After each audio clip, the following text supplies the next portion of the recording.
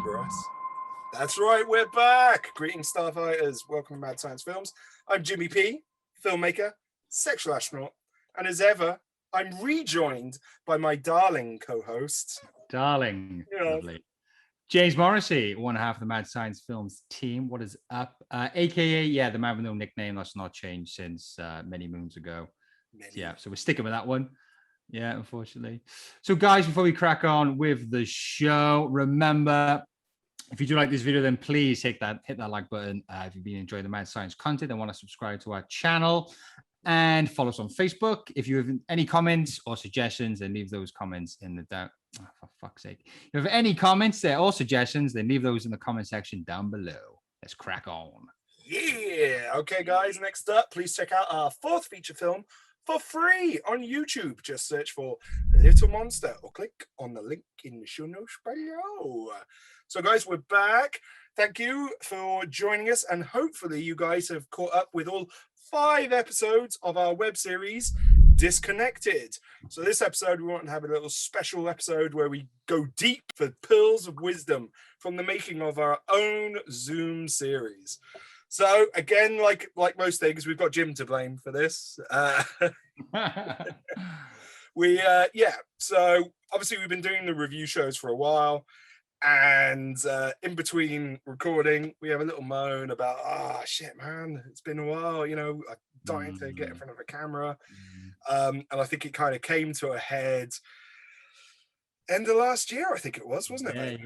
Yeah. I think, it was really getting to us, wasn't it? I mean, we're looking back on projects we've done and just reminiscing and really missing our whole filmmaking, process and the collaboration and what have you. So, it's not a totally new idea what we've done for Disconnected, but it's definitely new for us. So I thought it'd be quite interesting if we did that. And so we had the idea of kind of collaborating again with writers, throwing out the idea to people we knew, and we had some great feedback and some really good scripts come our way, and that was exciting for us. I think what it usually is us discussing the script that either you've written or the ideas we've had or whatever else, but to kind of have a full finished script come our way for us to have a look at and get all excited about was quite fun. So I enjoyed that process. Yeah, definitely. And of course we brought on Dave Melkevik, who's been on the show a few times, and of course we worked with on a number of different projects, and we brought Dave on as a co-producer, but also to help us kind of bring all of the scripts from the different script writers into a kind of consistent tone and a voice. And I mean, Dave's input was, absolutely beneficial to the project overall, and helped us kind of agree some ground rules of where we were going to go and weren't going to go. So, I mean, basically all we said to people was, it's got to be able to be filmed over Zoom. It doesn't actually have to be a Zoom call necessarily in terms of the actual plot, but we've got to be able to film it over Zoom safely. I mean, that was the most important thing for us. And then, ideally it had to be kind of genre-led. So horror, sci-fi, comedy, crime, that kind of thing. We had some ideas very early on, but what was great working with so many different writers was that we basically could pick and choose, the projects that excited us the most. In terms of the challenges that came from writing a short over Zoom, I mean, my answer is probably going to be quite similar to a lot of people's, in that it's a, you're trying to tell a sort of interesting or compelling story with, in a very sort of like limited space, trying to make a story interesting just through people just talking to each other online. I think specifically with horror, it's kind of that question of, why are they still on the call? Why aren't they like running away if whatever vague horror thing is happening?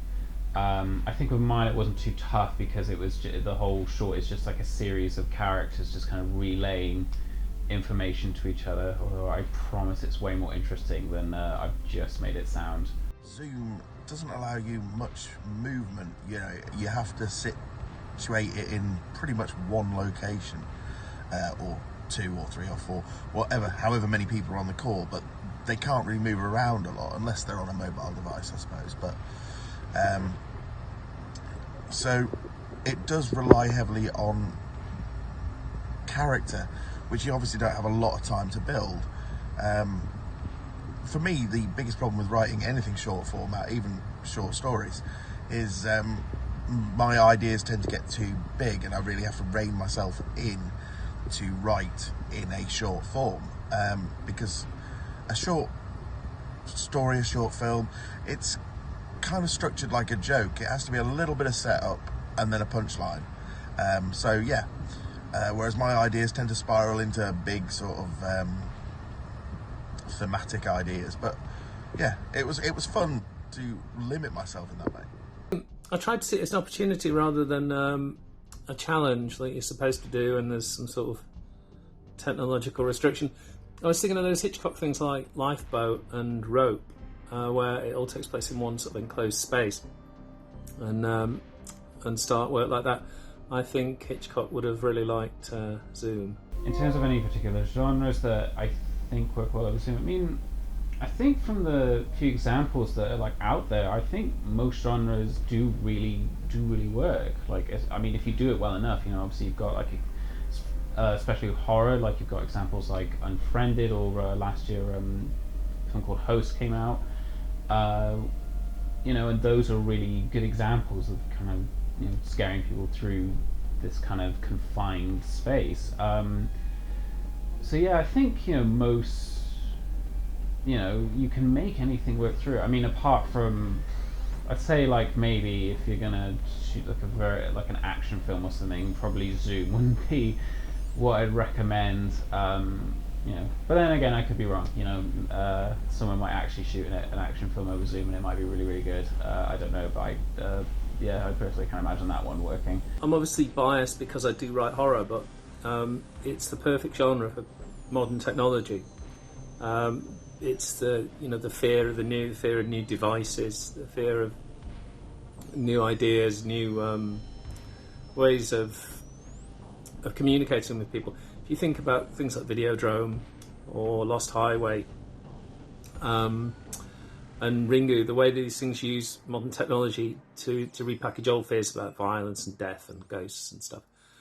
I think you would have a problem with making anything that's dependent on space or a vast canvas. I think we're quite a long way away from Zoom Westerns, for example. I suppose that any genre lends itself to the Zoom format if it's written well and thought out well. But I suppose it does particularly work well for the horror genre, which is good for me,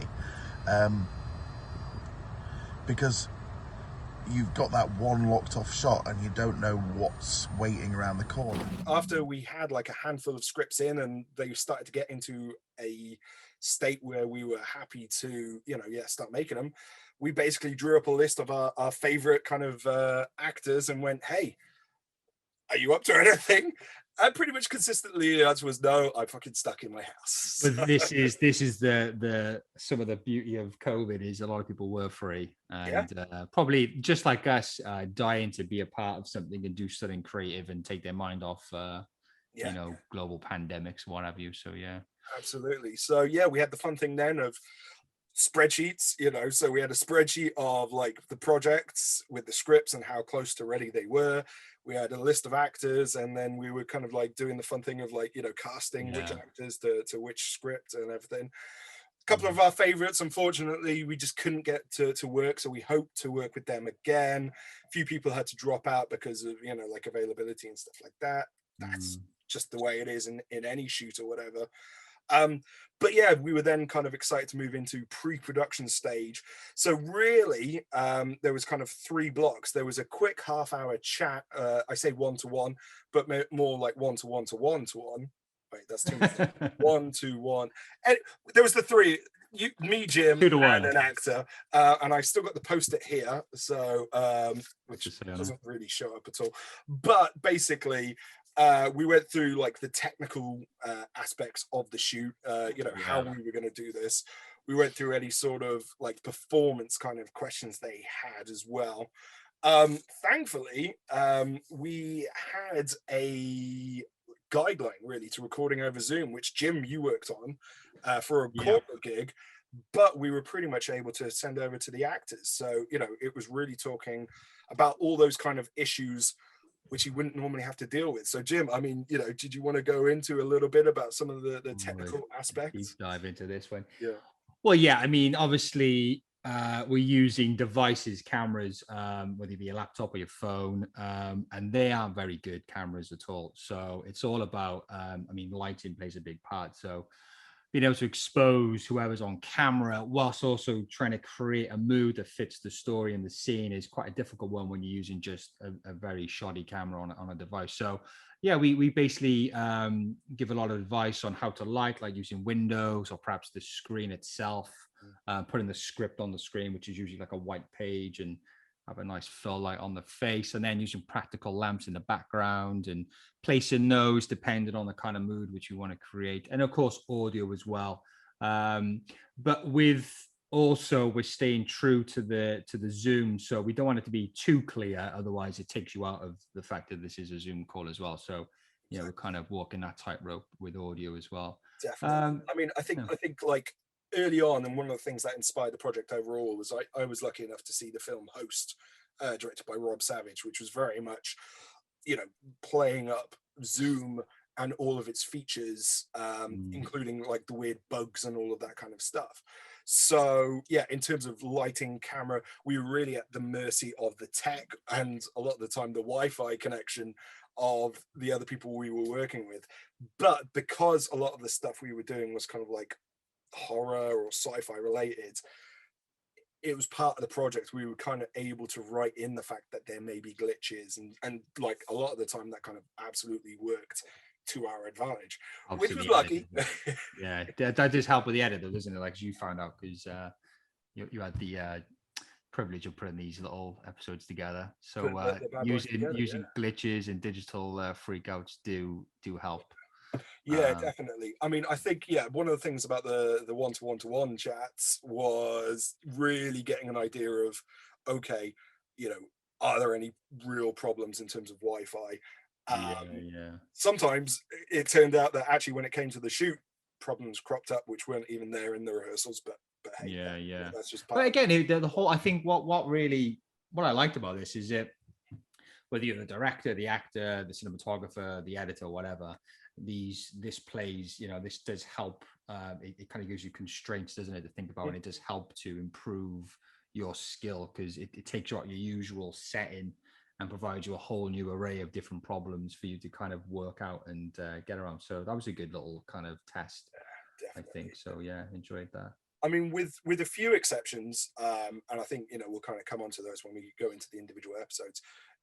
For the most part, you know, really, we as directors, we were reliant on the script and the performances, you know, because it was a static camera, fixed, very minimal lighting effects if there were any lighting effects, very minimal special effects when we did employ them. So yeah, it was very much, you know, working with the actor. And what was great and a plus side of this was the rehearsal time. So with the exception of one of the shorts where just for scheduling reasons we didn't have a separate session, in addition to the one-to-one-to-ones, we had rehearsals, and we tend to schedule that for about a 2-hour block. Very rarely did we need it. I think for the most part we were wrapped up between half an hour and an hour. But that was great, and obviously because we were all in our own little boxes, the focus was completely on, you know, the rehearsal, the performance. And, you know, I was able, rather than being in a room with them, to see them through the viewfinder, if you like, and say, oh, okay, right, what if in a rehearsal phase, what if, you know, we had you lean towards the camera in this part, or, you know, like, you know, walk away and come into shot and all of this kind of stuff. So it was kind of trying to create as many effects as we could, but we had this great opportunity to work with all the actors and everything like that. And for the most part, when we were talking to the actors in the one-to-one-to-ones, they were like, I haven't got any performance questions, let's just wait till we get to the rehearsals. And that was great. That was great fun. It's always my favorite bit of shooting as well, is working with the actors and taking these great solid scripts and then just improving them with the performances. Something that I do think worked really well with filming over Zoom was that people could be involved from all over the place, all over the country, all over the world if they wanted to. Means you could get cast and crew from wherever they were, and you didn't have to worry about travelling, commuting, journeying times, trying to get everyone to a central point. So that was really freeing, and it meant the rehearsals were really short and snappy, and there was no pressure to keep everyone there for a while and keep going over things because you've got everyone to travel there, so you needed to make it feel worthwhile. I think it was really freeing because once we had it, and we didn't feel like we had to keep going over and over it again. So performing over Zoom does have its positives, of course. I mean, at the moment I'm completely naked from the waist down, and was during all the filming, so that was handy. But apart from that, I think there's the idea that you don't actually leave your house and have to interact with people and do anything sort of particularly strenuous normally. That's a bonus. So yes, I think that's kind of what I'd like to keep doing going forward, is just not wearing anything below the waist. The fact that I got to wear pyjama bottoms, even pretending to be in a really dark scenario and wearing a cloak and everything and having my head blown up, I still got to wear PJs. One thing I found amazing rehearsing over Zoom was the fact you can rehearse anywhere at any time. The fact that you don't have to worry about waiting for a venue to be open, or location to be open, or a coffee shop where you're going to disturb everyone around you. Like, you can rehearse anywhere with Zoom, and that's brilliant because all those limitations of rehearsals are now gone. So whatever you're rehearsing, you can rehearse anywhere, anytime. This filming over Zoom was great. It was a lot of fun, and the best thing is you don't have to go anywhere. So you wake up in the morning, you're like, okay, I'm just going to just have a shower and stuff, and then, oh look, go downstairs and there's my movie set. I think Zoom is such an interesting platform to be able to create narrative pieces on, because you can literally connect with actors all over the world or anywhere, and you can act with them. They can be your scene partners. The fact that I could be involved full stop via Zoom. Without it, then there was no way that I could have been involved in the project, partly because I live abroad, and obviously because of the pandemic that kept us indoors throughout the last year and a half. I really enjoyed the process of rehearsing and performing over Zoom. It wasn't something that I'd ever done before. I'd never worked on Zoom in any way, before lockdown, I guess, like lots of people. But I think it's been really fun just to embrace it and just to go with it. It's been extremely convenient. There's no excuse to be late to a rehearsal because it's literally, you're there, you're at your PC. So that's really nice. The convenience of it is great. And also I think it does open up opportunities as well. Like with the feature that I was rehearsing, a lot of the actors were based, all over the country. So just being able to, rehearse, sort of in person, be it virtually, was really, really great, because I think, prior to lockdown and the whole Zoom thing, that wouldn't have been possible. The most challenging thing about performing on Zoom would be that on the day that we recorded, my internet signal was awful, which made it interesting when people's faces kept freezing, and I didn't know if I was saying my line at the right point. I didn't know if there was massive gaps in between, so I just had to rely on the feedback of the rest of the cast and the director and everyone else involved. There are some certain challenges in that it's mostly just a big old face and you're limited with camera angles and stuff, so you've got to make sure you haven't got lots of shit in the background, and make sure that a small child doesn't come in at any point. Not that I have any, not lately anyway, they're in university, or toys or embarrassing things, essentially. That's the biggest ask for doing stuff over Zoom, I think. And just to realise there's this much acting space you have normally, if you start to get out of the way, it might be it might be more interesting for some people.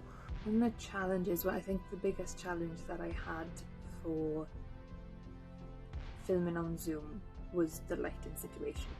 I do not have any professional lighting rigs at all, so we had to use natural lighting and literally the living room light and some candlelight, whatever we could find, to be honest with you. But because at some point during the scene it goes dark, we needed to block out as much natural lighting as possible. So there was me, about 5 minutes before filming, shoving up black bags on windows, trying to stack up cardboard boxes in front of it. Tin foil and water worked really well, which was a good one. But yeah, that was interesting, especially when my neighbours come back and they thought we were redecorating because all the windows were covered. I was like, oh, I wish. The difficulty of that, I will say, and it was a difficulty, is having that connection, that intimate connection. Don't get me wrong, me and Mandy, I think we found our connection, and you know, we were a viable couple, right? But you can't. There's no substitute for a in-person connection with two actors together doing their thing, with the director there on set, the camera physically there, and connections, I feel, are a lot stronger, if not slightly more realistic. Well, thankfully I didn't have too many technical challenges. I've done a few of these now, and I'm fairly tech savvy. I use Zoom every day in my day job, so no technical challenges. The only other challenge was sometimes maybe not being sure if the other actor was giving a prolonged dramatic pause or whether their internet feed had gone. But we did manage to get around that with rehearsals and doing multiple takes, and obviously being guided by our wonderful director James. There can be a little bit of a delay, obviously, with people's connections. So if you're rehearsing a group scene or performing a group scene, that can be quite tricky. But then I guess if the piece has been written specifically for, you know, a Zoom type platform, that can actually work in the film or the project's favour, actually, because you're like enhancing or kind of using things which naturally happen in that kind of setting, so that can actually add to it. So that can be a good thing, actually. I guess another tricky thing is sometimes if you're rehearsing a scene with, you know, lots of stage directions, that kind of thing, that can be quite tricky. I was rehearsing a feature film a couple of months ago on Zoom, and it was a dinner scene, and the director was like, okay, so everyone, you know, we had our different sort of seats in the scene, and we all had to kind of face, you know, different characters at different points, and that was really tricky because it just looks like everyone's like facing slightly different directions anyway. So that was quite hard. And I did a dance class over Zoom during lockdown as well. Don't ask. That was very, very tricky. And also, I think in terms of what you can do with your space as well, you can sometimes be, I guess, a little bit limited by the space that you've got. So the film that I did for this project, we needed to have, like, you know, a really, really dark space if possible to make it look quite kind of eerie and atmospheric.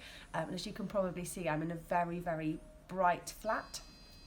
So there was only so much I could do with that. So yeah, I guess you can sometimes be limited, you know, by the space that you've got as well. Again, with each of these, and the reason why we got Dave on board as well is because, you know, the script had to be on point, isn't it? That's the foundation of the film, and that really helps them when it comes to kind of shooting a film like this. And Lucas did a fantastic job with his script. He really imagined the screen and what's playing within the screen, and it's hard to kind of keep the entertainment and the drama and going when you're just constrained to this one screen, like you can't pan off or zoom in or whatever else. So that was a very, very, that's probably, if I can say it, my favorite of the episodes. I got to be honest. It just works so well within that format. And again, the performances, everybody just knocked it out of the park for that one. But yeah, and it was great. You know, we could get into props with that, couldn't we? And some visual effects and sound effects too. So there was a lot of meat on the bone for us for post-production as well with that one. Probably the most elaborate lighting we had for Rose. Yeah. And I think it really shows, you know, within that film, all of those elements that we brought into it. And I mean, a lot of fun. Again, it was a lot of fun to do that.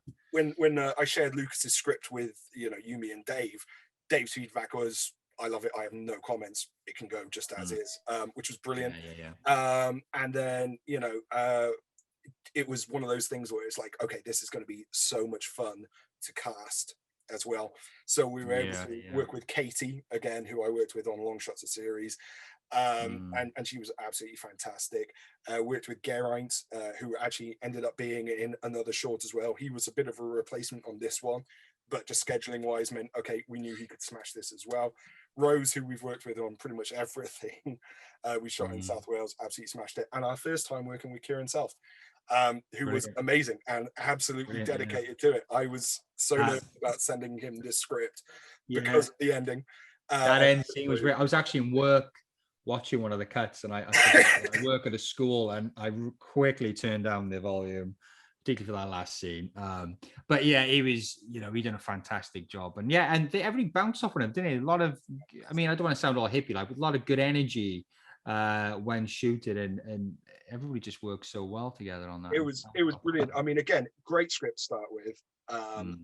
They brought their A game to it, and then it was so much fun in the rehearsals, kind of going, okay, what if we try this, and what if we try that, and just playing with the actors and just trying to one up it as we go, and sometimes it was almost a matter of kind of reining them in slightly, because they went like so big, and it was like, it's tempting, but it's gonna undercut the joke later on, like that. What was great about Kieran was I was nervous about his response of, I love the script, but I don't want to do that last scene, which, what Lucas as scriptwriter kind of said, I don't know who will actually perform this last gag. Kieran didn't even have a question about it. He was absolutely fine. I think he kind of joked about the Newport quips, because I think he's from Newport originally. I think he had questions about that, but that that just kind of showed how amazing the cast was to that. There's some very, very basic, and I say basic because I did it, like VFX on that, in terms of we were doing the red flashing lights and adding smoke effects and sound effects and all this kind of stuff to amp up stuff as it went. But yeah, I'm not going to say it's my favorite, because I don't like playing favorites, but it was one of the early ones that we shot, and I was just like, yes, we're onto something here. This is something I'm just happy to put out with our name on it. So yeah.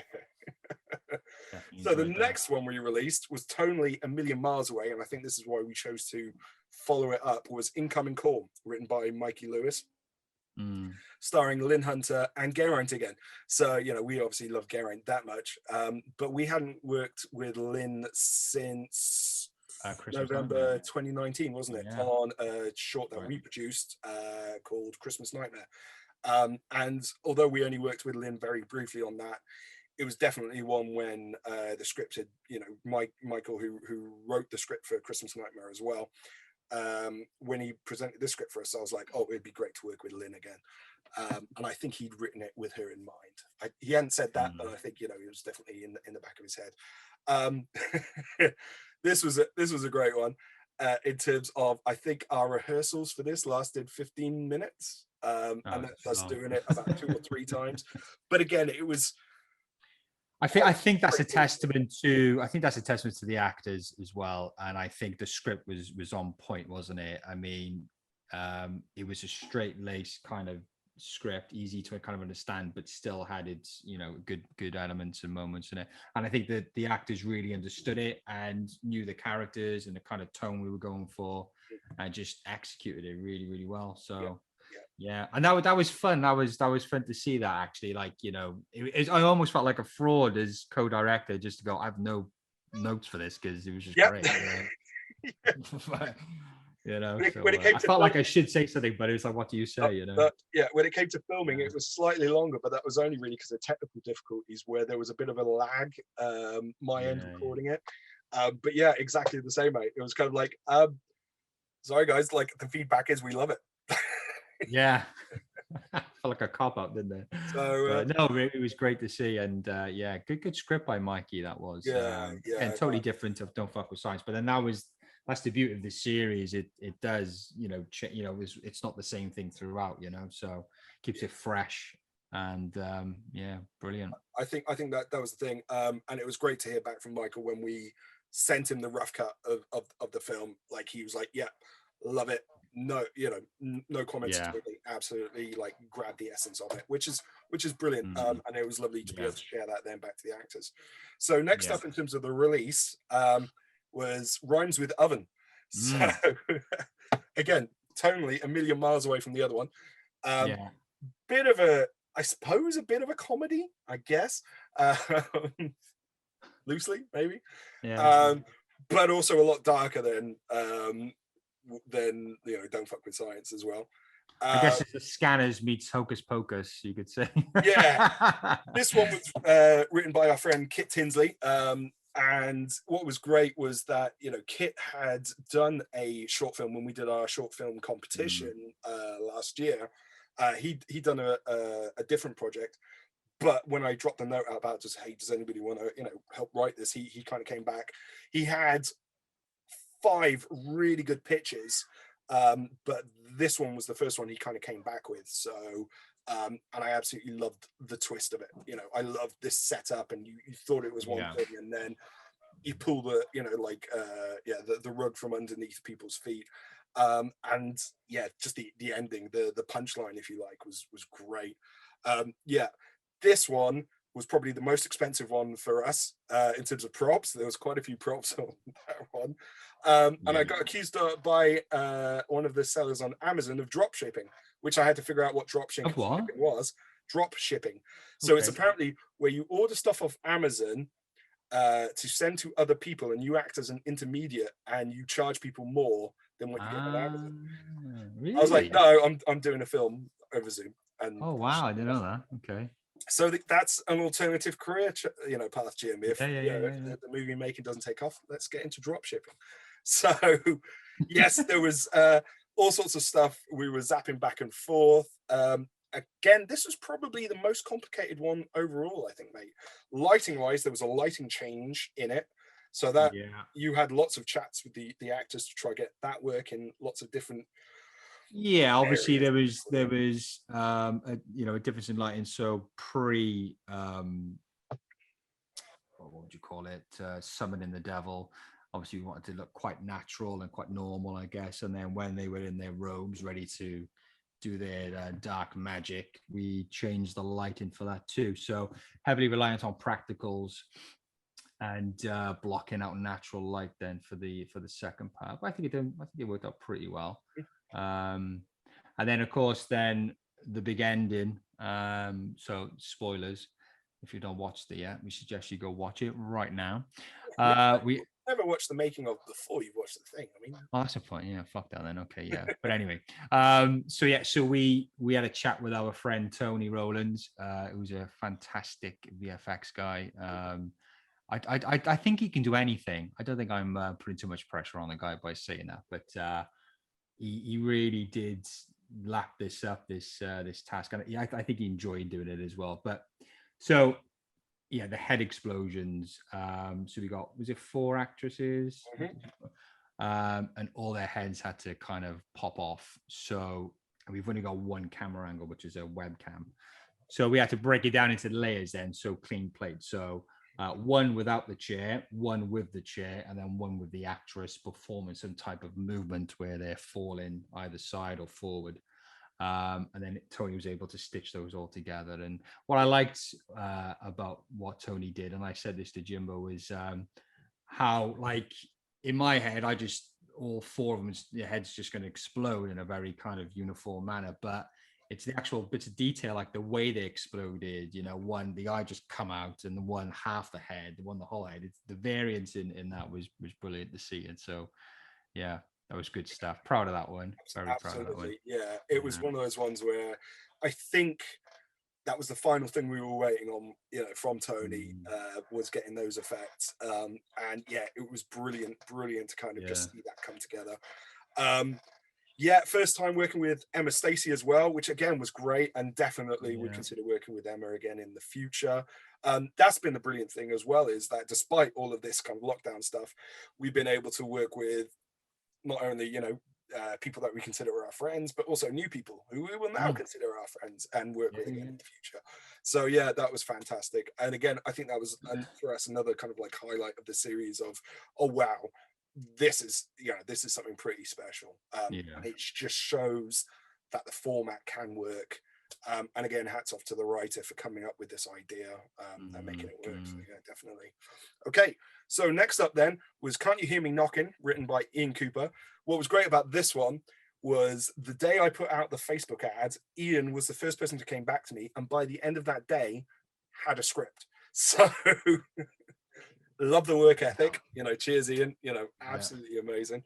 And again, talking about working with actors for the first time, this is the first time we actually worked with Mandy Rose, again, who we ended up roping into another short, which we'll talk about in a bit. But I absolutely loved it. Again, not comedy at all on this one. A different subgenre of horror. Kind of like urban legend, isn't it? Kind of stuff. So it's not particularly new, but I guess it's the way we shot it, and the constraints with zoom and stuff that added a new dimension to that kind of old urban tale stuff. And urban tale, home invasion, because of the format, and what I loved was that claustrophobic home invasion kind of subgenre, perfect for a locked off camera. So that was great. That was brilliant to kind of work with that. Obviously, we got to work with Chris Josty again, who we've worked with on a few projects. Lovely working with him. And again, haven't got a huge amount to say, just a successful little short. Great to get out there. So finally then, our fifth one, reteaming with Mandy again, and getting to work with Mr. Johnny Farrell, was Zoom Nap, which written by myself, originally titled Amy's Camera, and then I wanted just to come up with something a better title than Amy's Camera. So the stupidest thing I could think of was Zoom Napped. So yeah. Good title. Solid. And this was probably the most difficult one to shoot. We had to cancel rehearsals early because the camera goes on and off. And because the actors wanted the camera to go on and off, so Johnny's reactions would be, like authentic and everything like that. It was an absolute nightmare, like getting that to work, which when I wrote it, didn't consider at all that there would be a difficulty with that. So I think we should play a clip now. Have we got a clip of that, a kind of shenanigans? Yes. Feel our pain and watch a clip of that. So I had to reformat the script into grids to make it clearer to the actors, which is absolutely fair enough. It's not something I considered until we got there. Into grids, and I kind of went, then I was able to direct people, okay, so we're now in grid D, which meant something. I mean, I've repressed it so deep down. However, when it came to actual filming, the guys absolutely smashed it. Really happy with how the film turned out. It was exactly how I kind of pictured it at the time. But yeah, like one of those ones where you kind of write something, I'm like, it's only a couple of pages, it's two actors, there's not a lot of movement. It's one of those ones where to shoot it traditionally, this wouldn't be a concern at all.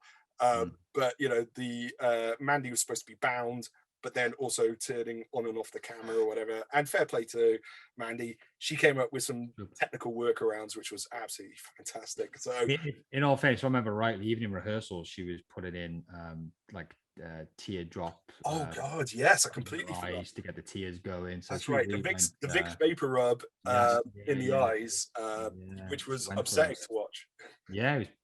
Just I felt it was like a bunch of cruel bastards, to be honest. And there was a point at which I also asked her to do a slight prank on Jim. Jim loves kebabs, and I felt bad. This is a true statement, mine. This is a true statement. I do love kebabs. I mean, who doesn't?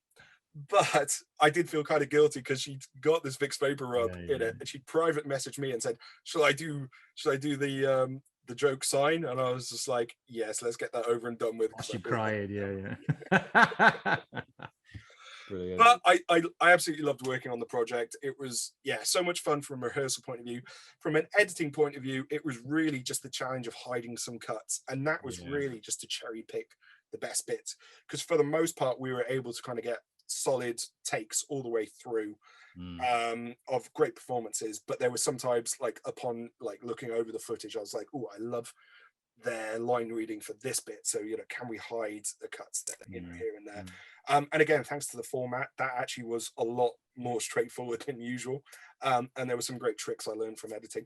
And that's the brilliant thing about making any shorts, including, it turns out, Zoom shorts, is you're just constantly learning every time you're filming something new. This is it. You're constantly developing your skills, aren't you? you know, with these constraints. And I think that's the one of the great things, the great takeaways from this project is that, you know, learning these things and taking away from it, and then perhaps putting these skills into normal films which we make in the future. So yeah, definitely. Yeah, definitely. So Jim, would you consider doing a second series? No.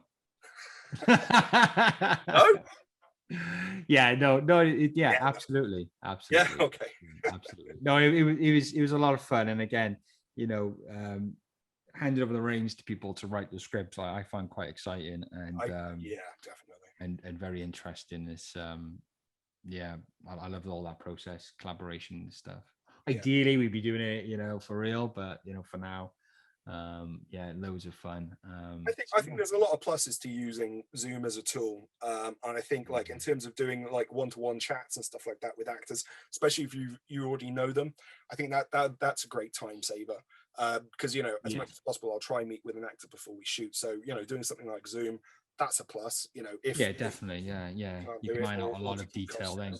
Yeah, definitely. Also, I'd definitely consider, because I mean, we often don't have a lot of time for rehearsal before a shoot, so I would consider doing rehearsals, at least line readings in advance. Using, I think COVID generally, I think there's a lot of things we've had to do that people are now implementing post-COVID lockdown and restrictions that have just made life easier. And I think that's, again, one of a few good things from this whole pandemic is we've learned different ways to get around certain things, and which saves time. And definitely Zoom is a great way of doing rehearsals and what have you. Any kind of or department discussions go forward, sharing screens, images, blah blah blah.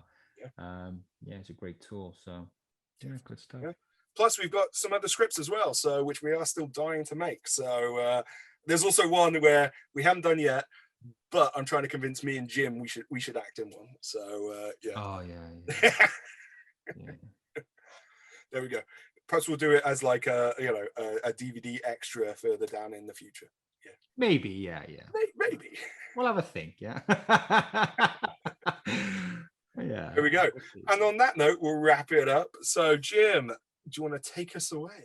Right, guys. So you clearly enjoy these videos, as we know you do. So don't forget to hit that like button, subscribe to the channel for more, and yes, leave those comments in the comment section down below. Thank you and goodbye.